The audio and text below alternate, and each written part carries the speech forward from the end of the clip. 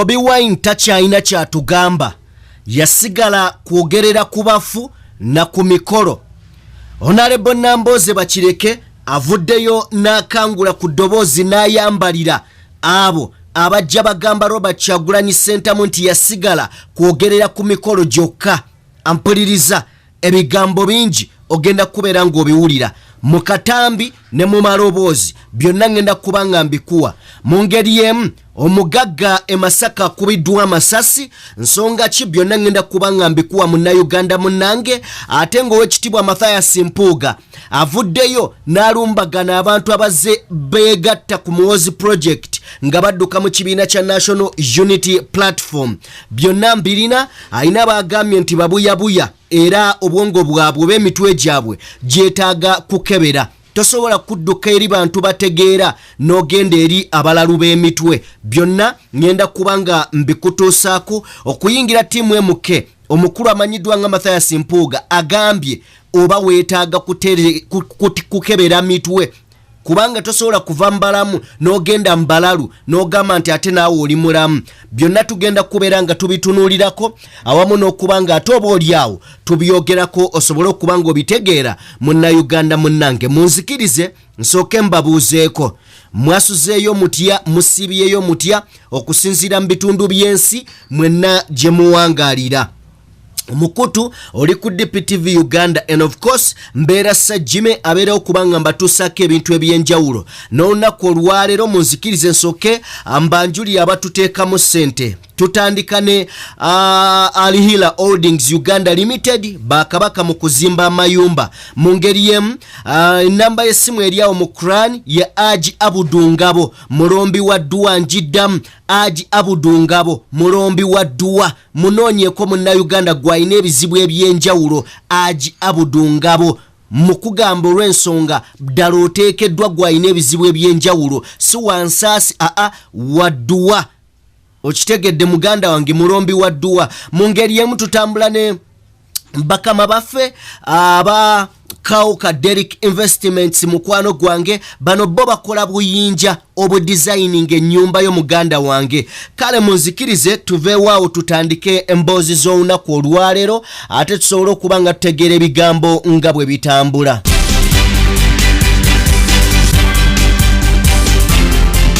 Njagala tutandikire mu kibuga Masaka. Ekibuga Masaka kino Munnayuganda munnange gwe wennampuliriza.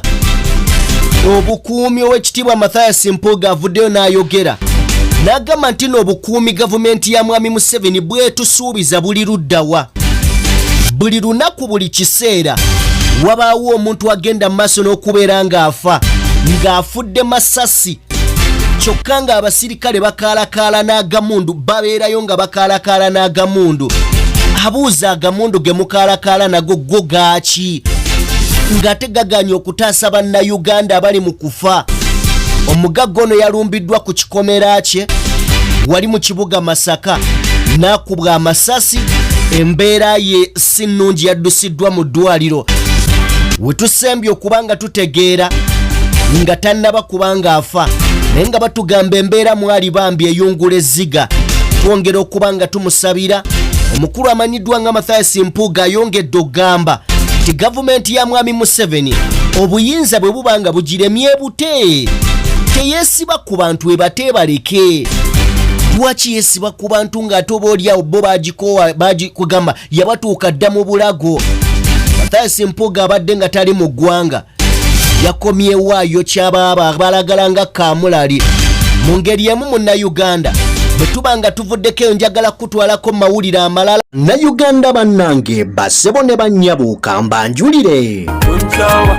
Ba Alihila Holdings Uganda Limited, bano bakafulu mu kuzimba amayumba agali ku mulembe, plumbing, electrical installation and general construction, biodigester septic tank and many more. Todda mu kukaaba nga ba Alihila Holdings Uganda Limited webali okukuyamba. Gwabeetaaze n'ayagala okumanya ebisingakaawo kuba ku nnamba z'essimu eziri awo onaabafere oyagala kuteera mazzi mu nnyumba yo oba masannyalaze kuba ku nnamba z'essimu eziri awo oba otusange ku ofiisi zaffe ezisangibwa ku Grand Imperial Hotel. Jukira yefe ba Alihira Holdings Uganda Limited. Have it all.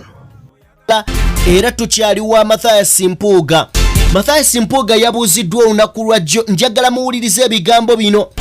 Yabuuziddwa ku nsonga z'ababaka ba NUP abakwata ekkubo ne boolekera wali ewa Muhoozi mu Muhoozi Project. Yagambye bw'ati, njagala owulirize bulungi. Amasasi Mpuuga yagambye nti ekibiina kya NUP bwe kyali nga kitandika waliwo abantu abaabuukira, waliwo abantu abajja obuzinga bo boolyawo ebigendererwa byabwe byebyo. Amasasi Mpuuga yayongeddeko n'agamba nti abo bennyini bemulaba abava mu NUP oyinza olowooza nti batabufu ba mitwe. Era yagenze maaso n'okubeera ng'asoomooza omwami amanyiddwa nga Jimmy Lwanga. Yamugambye kale gwe tofaayo nga bw'ogambye nti nno bannayuganda oba olyawo wali ogenze basakira mbw'ogenze wa Muhoozi basakira, gwe tofaayo teweesumbwa, kwata ekkubo genda eri abalonzi b'oyimirire mu maaso gaabwe obagambe ebyo byennyininyini byogenda olokompokera ku TV ne radio. Gwe teweemenya ffe totugamba, kwata bukwasi kkubo munnange ogenda ogamba abantu mu constituency yo nti nali ngenze basakira ewa Muhoozi.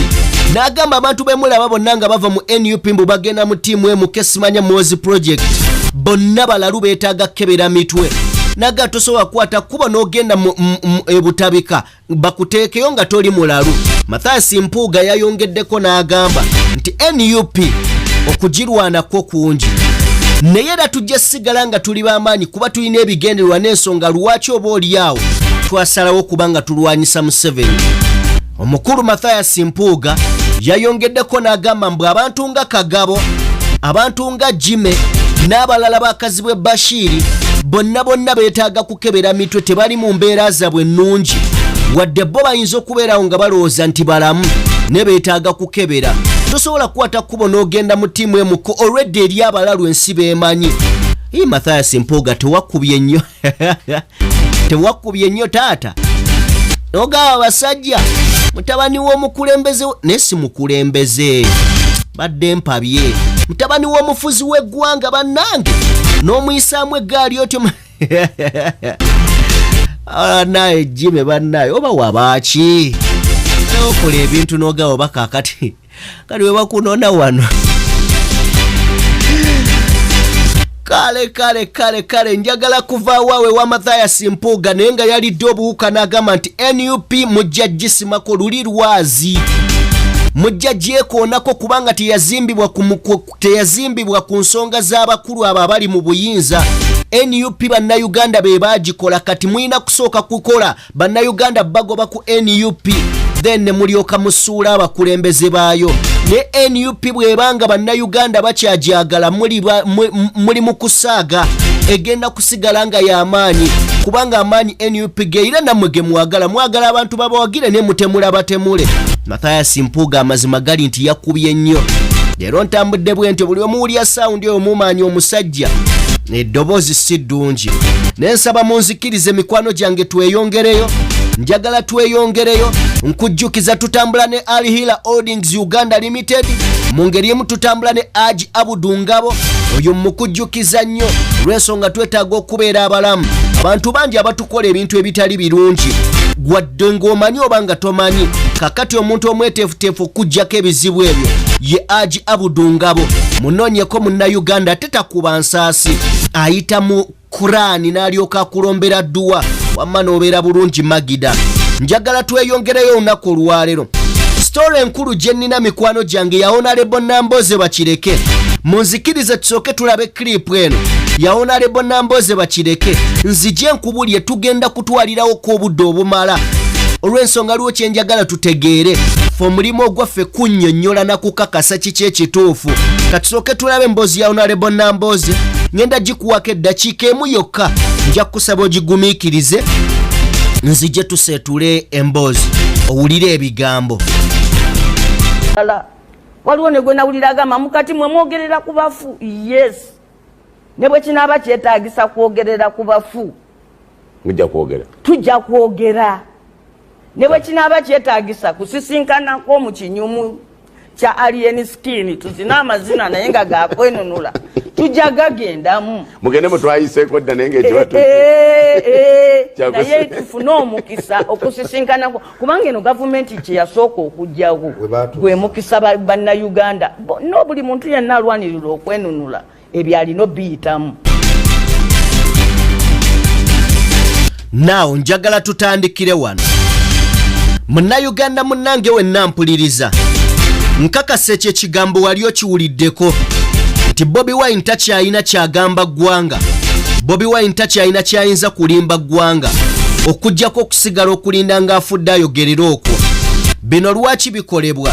Mpulira abantu abamu naddala ababuyabuya nga fulufiga n'abalinga abo, kubanga bw'oli omuntu akola statement efaanana bw'etyo, wano osooka n'onoonya gye yasomera, ekyokubiri n'obuuza akolera ani, ekyokusatu n'obuuza ye yaani, n'otunula n'okuba toki mu bwongo bwe, kubanga tutambulira ku bwa fulufiga n'abalinga abo abasajja boolaba abakulu nga boogera.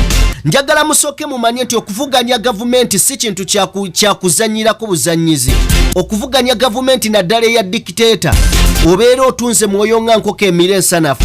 Kakati mukwano gwange gwawuliriza ebigambo ebyo nga byogerwa, njagala otegeere kino, njagala okitegeere bulungi. Hon.Nambooze agambye nti nno ne bwe kinaaba kyetaagisa kwogerera ku nnyimbe nga kye kijja okuleeta revolution mu Uganda, ekyo tujja kukikola. Ne bwe kinaaba kyetaagisa kukola kintu kyonna oba genda mu kivulu kya alien skin okuleeta revolution mu ggwanga Uganda, tujja kukikola. Kiki kye kitegeeza? Okuvuganya dikiteeta mu mawanga ga Africa okuttibwa kubeeramu. Era ekibuuzo ky'oba osooka okwebuuza, lwaki we baali bakola olukuŋŋaana lwa human rights balutwala mu ggwanga lya Kenya? Ensonga yali nti ekyanyumidde nti abampuliriza mugoberera bulungi era mumanyi ebintu bino. Njagala kubeebaza nnyo nti muli updated, muli bagezi era mumanyi nnyo, kubanga abamu mumanyi n'okunkyalenjinga. Ngenda okwogera ekintu oli nakikuwandiikira bwe kinoga kitegeeza nteekeddwa okuba omumanyi eddala ennyo okakasa nti bempeereza kuba nabo bamanyi.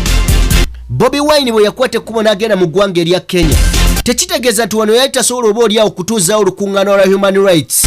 Tekitegeeza nti nno yali ayagala kwonoona ssente bagende Kenya, wabula teebereza emigga egyandimukubiddwa oba egyandikubiddwa abawagizi be nga badutadde mu Uganda wano.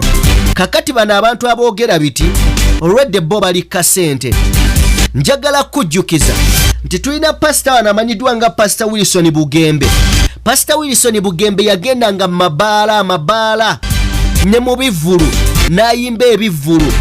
Bapasita banne batandika omuteekako embeera era bangi bamulwanyisa, bangi bamwogerera ebigambo. Ne bwe yavaayo yagamba bw'ati, yagamba nti nno bwe tukola amakyaki omuntu akwate ekkubo n'ajja mu kyaki aba amanyi Katonda, aba amanyi ne kimuleese. Nerowooza ku bantu bali abali mu mabaala nga tebamanyi nti ne kyaki gye ziri, oba nga bamanyi nti gye ziri nga tebamanyi bikolebwayo, tebamanyi na bulungi bwa Katonda. Ani anaabategeeza basobole okuva mu mabaala bajje mu kyaki? Naganze ekyantwala mu mabaala kwe kukakasa nti nsisinkana y'abo abatamanyi, mbabuulira ebigambo ebituufu lwaki tuteekeddwa okuŋŋaana mu nnyumba ya Mukama. Era mu bantu 10 bensanga mu bbaala, nkakasa nti kujja kuvaako 2 abajja eri mu nnyumba ya Mukama. Abantu tetusaanidde balindanga mu nju ya Mukama, wabula tuteekeddwa banoonyanga tusobole obbabuulira ekituufu. Kakati mu kiseera nga Kyagulanyi Ssentamu tasobola na kuba lukuŋŋaana mu ggwanga Uganda, talina access ku bantu, nga n'emikutu gy'amawulire nga mainstream media, TV ne radio stations mu ggwanga tasobola kuzi accessinga mu budde bw'ayagalira, tasobola kwogera mu budde bw'ayagalira kwogerera kintu. Engeri yokka gy'asobola okusemberera munnayuganda kwe kuyita mweje emikolo ng'okufa n'ayisaawo. Kyova olaba ku lumbe lwa Katolu Bwama yakwata abayimbi n'abazinga bw'ati n'agamba kaakati mbafunye. Ekituufu yali abafunye. Yengeri yokka gy'asobola okuyisaawo eddoboozi. Kakati gwanenya Kyagulanyi, anenya abakulu ba NUP. Lowoozaamu mu bibiina by'ebyobufuzi baani be basinga okukuba nga tonnaba kwogera nonsense na bitayamba oba oliawo nga tobirowoozezzaako oba olw'okulyakwo lowoozaamu lwaki kikolebwa bwe kityo. Bano basokoodi furufiga abo pasita Bujingo nsonyiwa okuyisaamu amannya era abantu abatalowooza tuteekeddwa bayisanga batalowooza kubanga ffe turizoninga ekyo kyekirungi kye tuyina ate tukola research ne tunoonyereza bali bo bamala googera nti bo boogera ani anaabakwatako. Bannange njagala bateera wano olunaku olwaleero wabula ng'ekyo kitegeerekese bulungi. Nsaba Mukama Katonda omulungi ow'ekisa mikwano gyange asobole okuba ng'abakuuma. Tutambudde ne Aji Abudu Ngabo ono nga mulombi wa dduwa mu Uganda. Nja kusaba oyiteyoko wabula bafolowa bange njagala kubeebaza nnyo mwenna gye musinziira bambi. Mwebale nnyo mwebalire ddala. Ssenyiga nnumya okumala wiiki ng'emu n'ekitundu naye njagala kukkiriza mu mutima gwange bambi mumpeereza obubaka. Mwebale nnyo mwebalire ddala. Temujjanga okwo muzzaamu omuntu amaanyi n'essuubi. Ekyo nkibeebaza nnyo ate kuva ku ntobo ya mutima gwange. Mumpadde amaanyi mumpadde essuubi ne we mbadde nnafuwa nga mpulya eddoboozi teriwooma terinyuma nnyo ng'era neetaaga okusituka waakiri nkolereyo. Thank you so very much. Thank you so very much. Saba Mukama Katonda omulungi atakuumira mpeera abankuumire mubeere bulungi tusinkane nate omulundi omulala. Peace and love ku lwa Katonda n'ensi yange Uganda. Uganda kanakama kamwe oyagala ennyumba yerabike bulungi ekuwesa ekitiibwa kambanjuli abakaawo ka Derek Investments bano nga bakafulu mukola amayinja aga designing ennyumba. Oyagala enju yerabike nga yaba minister erabike nga aba designers abavudde Bulaaya kuba ku namba z'essimu ezo oba basinkane wali ekisaasi okulirana step by step tojja kwejjusa. Jjukira be bakaawo ka Derek Investments.